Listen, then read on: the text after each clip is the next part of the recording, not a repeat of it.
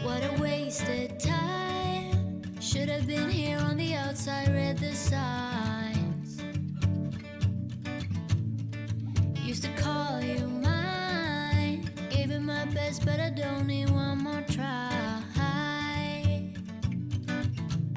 Cause, baby, I'm all out of hope. Could I find it when I go? Think we're only here to stay alive now. Funny, we ran out of kicks. Now you only make me sick. Think we're only here to stay alive now.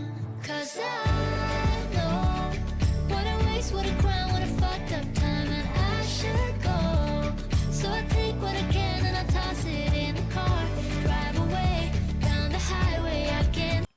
Yan, hello guys. Good morning.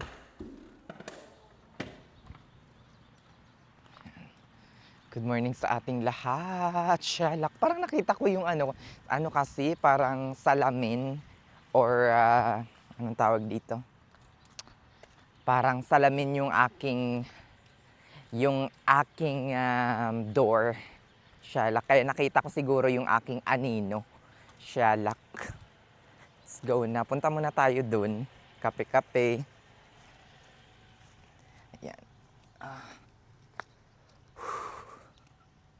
Dito tayo mag-cafe for the meantime. May pasok ako ngayon. Magna 9 o'clock na and ang pasok natin is ano pa? Anong oras ba? 12. Diba? Aga ko nang nagising. Bago pa anong tawag dito? Bago pa 9 o'clock gising na ako. Kasi early naman ako natulog kagabi.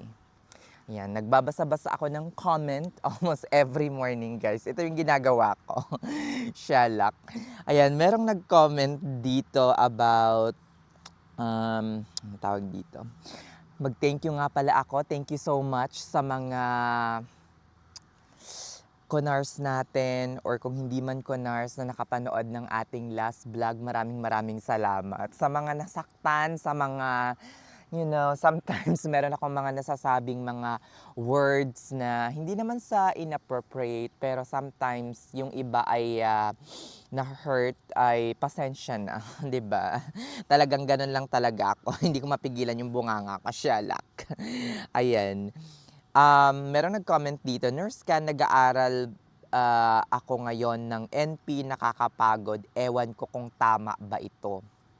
Tanong, gusto mo ba talagang mag-NP, sir or ma'am? Sabi niya, gustong-gusto ko. Yes, ang pag-abot sa ating mga pangarap ay nakakapagod talaga. Walang easy, walang madali, 'di ba? Kung gusto mong may ma-achieve sa buhay, kailangan mo talagang paghirapan. Kailangan mong paglaanan ng panahon, pagtuunan ng pansin, paglaanan ng pera, financially, mga ganyan. Pero ang pangutana, gusto mo ba yung ginagawa mo? Gusto mo ba maging isang NP or kung ano man yung pangarap mo, gusto mo bang maging ganyan? Yan ba talaga yung gusto mo?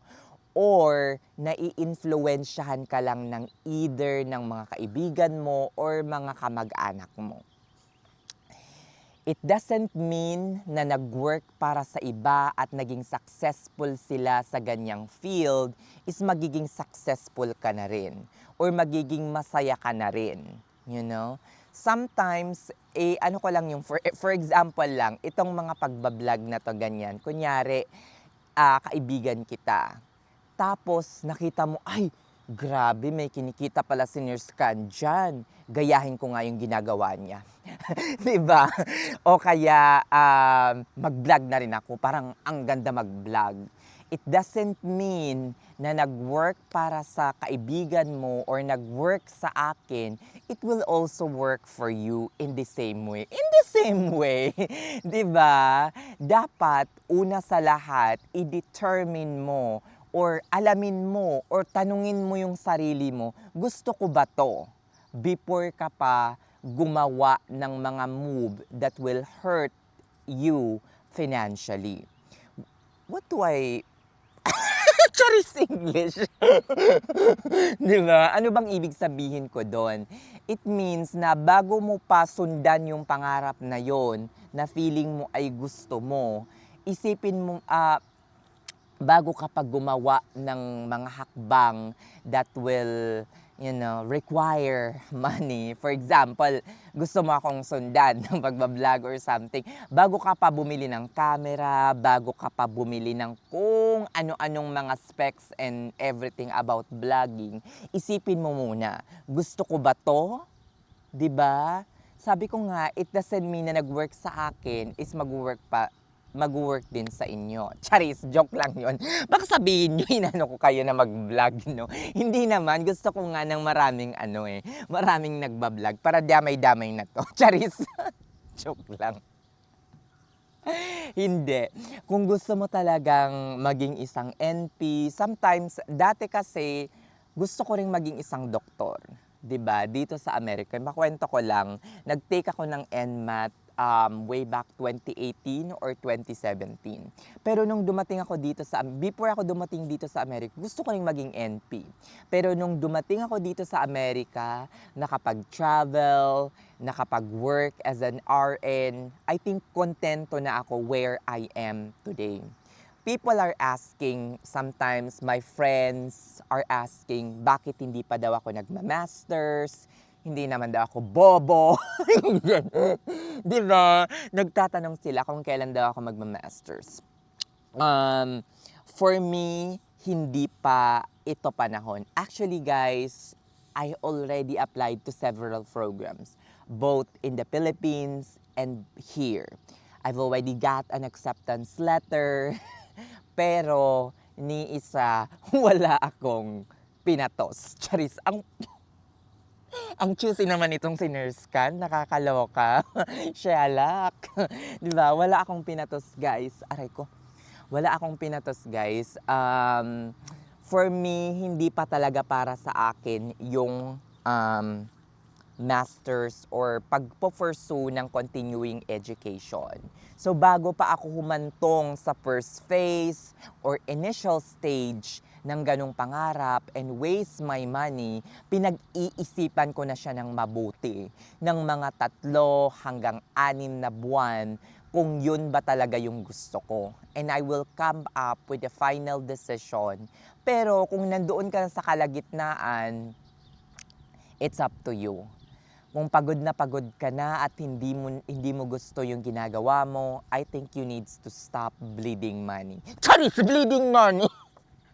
'Di ba? Bakit tayo magsasayang ng pera, panahon, at effort natin sa mga bagay na hindi naman natin gusto or walang katuturan para sa atin? Let us all be happy doing things na gusto natin, 'di ba? Huwag tayong maging ambisyosa at inggitera. Kasi may mga iba kasi na parang ginagawa ang isang bagay because their friends are doing this and doing that. In short, the bottom line is nainggit. 'Di ba? Kung happy tayo and grateful tayo sa mga bagay and blessings na dumarating sa atin, hindi mamumuo sa kaibuturan ng ating puso yung inggit. O, 'di ba? Nurse Can, may pinagdiringgan ka ba? Charis, parang may hugot. Shalak. Nakakaloka, no? Wala naman. Pero, iho, para sa'yo, kung gusto mo talaga, or iha, whoever, kung lalaki man or babae, kung gusto mo talaga yung pagiging NP, sabi mo nga, gustong-gusto mo, go for it. Talagang merong mga ganyang struggles or mahihirapan ka talaga, hindi madali ang pag-abot sa iyong mga pangarap. It always requires blood, sweat, tears, money, lahat. 'Di ba? Kung gusto mo talagang isang bagay or tao, gagawin mo ang lahat. Makamit lang ito. Charis! Pag-ibig yarn. Susundan mo kahit saan. Charis, joke lang yun. Ano ka, naging ano, spy? Nakakalok. Sa mga nagsasabi pala about my bicep, ito na guys, pak, shalak, magjowa. Pak, o di ba? Show off your muscle can. Pinaghirapan mo yan. Charis. Shalak naman. Sabi ng iba, magjowa na daw ako. Diyos ko Lord. Guys, magjojowa ako. Saan naman ako hagilap? Charis, joke lang yan. Wala pang nagkakagusto. Hopefully soon. Hopefully soon. Jowa reveal yarn. Ayan. Ito, basahin natin ang isa pang comment. Hi, Nurse Can. Always watch your vlogs daily. Both nurses kaming mag-asawa at on the process na din mag-American goal. Salamat sa mga shared experience even in a little thing. Shout out from Bartolome family, Nurse John and Nurse Arian Bartolome. Thank you so from Pangasinan. Thank you so much po sa pag-watch ng aking vlog. At karamihan talaga ng aking mga subscribers ay from the Philippines. Pero ngayon, medyo tie na ang US tsaka medyo marami nang natutuwa sa atin dito sa Amerika. Kasi dati yung mga videos ko is more on nakafocus sa EB3, how to help nurses and guide them papunta dito, sharing my experiences, mga ganyan. And motivate them na wag mawalan ng pag-asa, especially if they're waiting to take the NCLEX or waiting for their visa to come here. Diba? Ayun.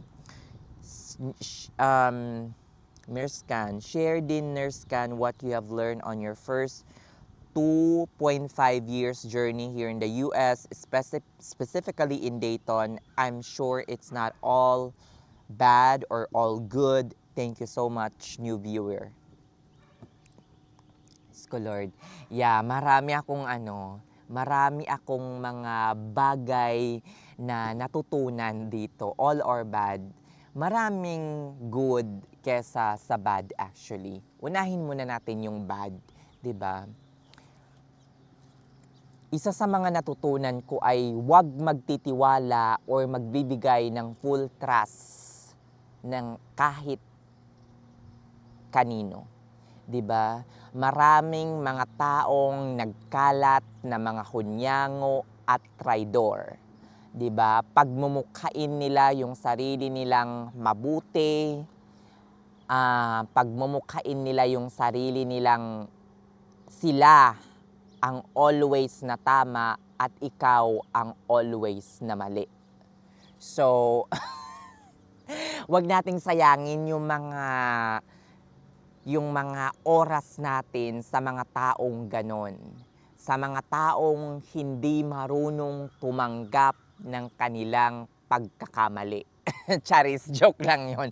Umiwas kayo sa mga taong hunyango. In short, hunyango means taong nagpapanggap na mabuti at anghel pero isa palang Ravenna. Charis, joke lang yun. Huwag ka sabihin. Gawa na naman ito ng mga word sinners Can. Shalak. Higop muna tayo ng kape.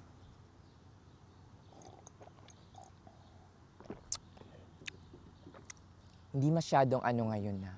Hindi masyadong mahangin. Tama lang yung hangin dito. Ayan, doon pala sa sa share ko lang, yung flight ko, baka i-move ko backward or forward ng onte ng one day kasi may problema, may something.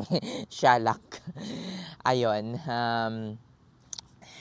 Ano pa yung mga na-learn kong mga pagkakamali ko dito? Sa bahay, wala naman ako masyadong naging pagkakamali dyan. Sa kotse, sometimes naiisip ko na sana bumili na lang ako ng second hand car. Yan yung parati kong sinasabi ko sa inyo. Yan yung pangatlo ay eto, yung about travel. Isa sa mga pagkakamali ko is travel ako ng travel ng international na nakakalimutan kong mag-travel locally here.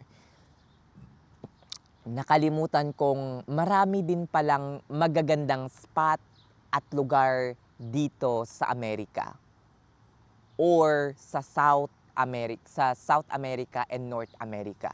Like for example, yung mga Mexico, hindi pa ako nakapunta, Aruba, San Juan, Puerto Rico, Dominican Republic, mga ganyan. Yung marami pang mga ano dito, mga lugar dito. Punta ako ng punta sa Asia. Do maganda din naman yung Asia.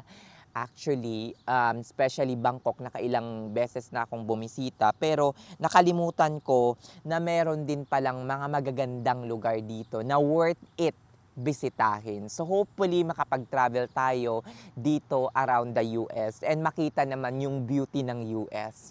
Since sabi ko nga, 'di ba? Charis, joke lang yun.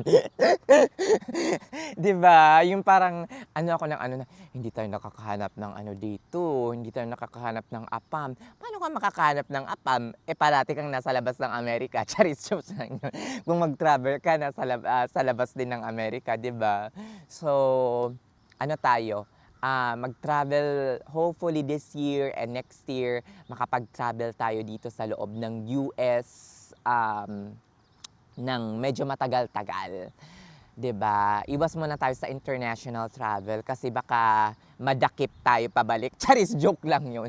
Hindi naman siguro kapag wala ka namang kapag wala namang krimeng ginawa dito. Sa nagtanong pala or nagko-comment about doon sa sinabi ko sa na yung crush ko sa Guys, tigilan na natin ito, Day. Wag na kayong charis, joke lang 'yun. Wag na kayong magbigay ng clue, please lang. Baka baka makarating pang sa kanya. Charis, joke lang yon. Dahil baka masabunutan ako ng asawa, Diyos ko Lord. Please lang. Uy, may nakita pala akong isang vlogger din. Dito rin sa wag na nating banggitin. Kayo kasi nagbibigay kayo ng clue eh. Kaya ayoko magbanggit ng clue or something. Basta dito rin, around Beshi, ang gwapo. Tapos nurse vlogger din yun. Tapos ang ganda ng kilay, hindi masyadong makapal pero Tapos ang ganda ng panga. Charis, joke lang yun. Naku, mga na naman tayo, Day.